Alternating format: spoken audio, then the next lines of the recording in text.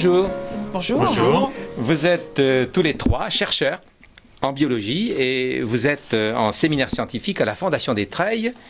Est-ce que vous pourriez vous présenter et nous expliquer un petit peu quels sont les thèmes de vos recherches? Donc, bonjour, je m'appelle Thierry Jaffredo, je suis directeur de recherche au CNRS. Je travaille dans le laboratoire de biologie du développement à l'université Pierre et Marie Curie à Paris et je travaille sur la formation des premières cellules souches du sang. Bonjour, je m'appelle Catherine Robin. Bien qu'étant française, je travaille aux Pays-Bas à l'Ubrecht Institute qui se trouve à Utrecht. Donc c'est un institut de recherche sur les cellules souches et sur le développement. Et je travaille également sur la formation des cellules du sang et on essaye de comprendre un peu les mécanismes impliqués dans leur formation. Je m'appelle Georges Lacaux, je suis directeur de recherche à Manchester en Angleterre, dans le Centre sur le cancer de Manchester, fondé par CRUK.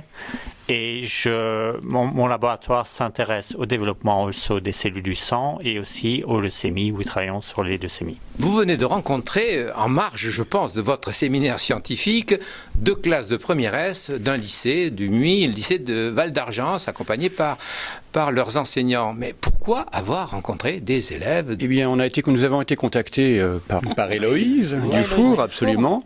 Et nous avons trouvé la proposition extrêmement séduisante. Étant d'ailleurs confronté en permanence à des étudiants, il nous paraît très important de garder ce contact et de diffuser la culture scientifique aux jeunes générations. Donc ça nous a paru à la fois très challenging et tout à fait passionnant. Et que vous ont-ils demandé, ces jeunes? Alors, ils ont surtout écouté. Je pense qu'ils étaient un petit peu impressionnés au début, mais finalement, quand ils s'aperçoivent qu'on est des gens comme tout le monde et on n'a pas la blouse blanche et on est finalement très abordable, ils ont commencé à nous poser plein de questions. Comment on en est arrivé là? Si les études sont longues? Qu'est-ce qui nous a décidé, en tout cas pour moi et probablement pour Georges, à partir à l'étranger?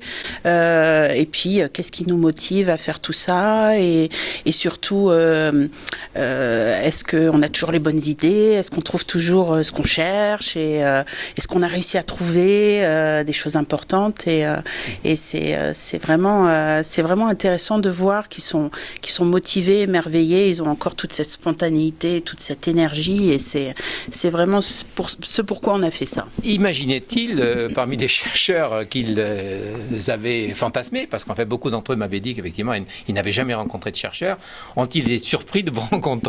Ils ont été surpris de rencontrer Georges, c'est sûr. Nous sommes toujours surpris, tout le monde est surpris de rencontrer Georges. Oui, dommage. Au-delà des premières timidités, il y a quand même effectivement cet intérêt, mais qui reste quand même, je pense que les choses restent quand même relativement abstraites encore pour eux. Même si on a eu des questions assez terre à terre. Moi, ils m'ont demandé combien d'heures on travaillait par semaine et combien on gagnait. Ce qui est quand même, je trouve. Alors peut-être parce qu'on est français. Et vous, Georges, est-ce qu'il y a une question qui vous a été posée, que vous avez trouvée originale, particulière, ou qui vous a gêné, je ne sais pas? Non, ils m'ont demandé surtout pourquoi j'étais parti à l'étranger, oui. Quel était l'intérêt de partir à l'étranger par rapport à faire ses recherches en France. En fait, une chose qui était assez surprenante, c'est quand ils nous demandent, mais finalement, qu'est-ce qui peut vous bloquer dans votre recherche? Oui. Et quand on leur dit qu'on ne peut pas travailler sans argent, qu'on est toujours obligé de demander de l'argent, ça les surprend énormément. Parce que pour eux, c'est des questions scientifiques tellement importantes, on ne devrait pas pouvoir se poser des problèmes, à savoir trouver des fonds pour se payer ses salaires, pour payer les étudiants, pour payer les... Et en fait, ça coûte extrêmement cher, et je pense que ça, ils n'avaient pas forcément cette notion et je pense que c'était important qu'ils le sachent et aussi de comprendre que les études sont très longues mais que ça vaut le coup, que quand on est passionné, quand on aime ça, finalement on compte pas. Et on y va. Et je pense que tous les trois, on a voulu rencontrer les étudiants pour leur faire comprendre que c'est pas un truc qu'on voit à la télé en se disant on peut jamais y accéder. Si, on peut y accéder. Si on travaille, si on a la motivation, si on a l'énergie, on peut y arriver.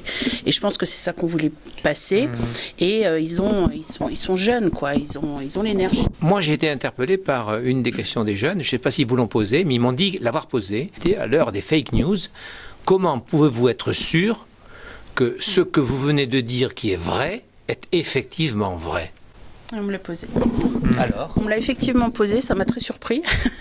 Parce que dans notre métier, on sait très bien qu'on ne peut pas publier ou apporter des résultats dont on n'est pas sûr. vous savez qu'on ne peut pas publier, mais eux n'imaginaient peut-être pas Ouais. que ce n'est pas possible. Ouais, mais ce que j'ai essayé de leur expliquer, c'est que tout doit être vérifié. C'est vérifié par nous, c'est vérifié par nos pairs, parce que quand on écrit un papier, il est revu par des d'autres chercheurs qui vérifient. Et aussi, quand on fait ce genre de meeting, on se confronte aux autres chercheurs. Donc, ils sont là aussi pour vérifier et pour être sûr que ce qu'on raconte, c'est pas n'importe quoi. Justement, Thierry Givredo, à l'heure de ce que l'on appelle la post-vérité, qui privilégie l'émotion, la factualité de la science, pensez-vous qu'il y a des messages à transmettre, vous, chercheurs, aux jeunes scientifiques que sont ces jeunes élèves? Oui, tout à fait. Je rebondis complètement sur ce que vient de dire Catherine, puisque la question a été posée effectivement. J'ai essayé de leur faire comprendre, c'est que on était ici pour se confronter les uns aux autres, que c'était effectivement une sorte de microcosme où on se faisait des amis, mais on se faisait aussi des ennemis. Mais ce qui faisait progresser la science, c'est très important. Et en fait, on sait qu'on ne sait jamais. Même si je ne l'ai pas formulé comme ça, c'était quand même sous-jacent. Et je dois dire qu'ils ont été à la fois réceptifs et en même temps surpris par ça. C'est-à-dire qu'ils ont effectivement sur des principes de vérité établis, et ils ont du mal à comprendre que cette vérité peut être remise en question du jour au lendemain par une découverte qui va venir. Mais en même temps, je pense ils sont sensibles à ça. Mais ça n'est pas dans leur culture, ça n'est pas inculqué pour l'instant, ça n'est pas présent dans leur esprit. Et j'espère que cette rencontre leur a permis d'avoir cette notion qui est fondamentale, à la fois en sciences, mais ailleurs évidemment. Et que finalement, on peut remettre en cause des choses qui sont établies depuis très longtemps. C'est aussi ce que je leur disais. Il y a des choses en sciences qu'on croit depuis des années, qui sont probablement dans des livres, dans les bibliothèques, dans le monde entier. Et il y a quelqu'un qui va dire, bah non, moi je crois que c'est pas comme ça. Ils étaient là, mais si vous avez le monde entier contre vous, comment vous pouvez leur dire que c'est vous qui avez raison? Et je leur dis, bah ça s'est passé déjà. Il y a des chercheurs qui ont démontré des choses qui étaient complètement à l'opposé de ce qui avait été montré depuis des années. Donc c'est possible. Vous avez appris quelque chose de la part de ces jeunes?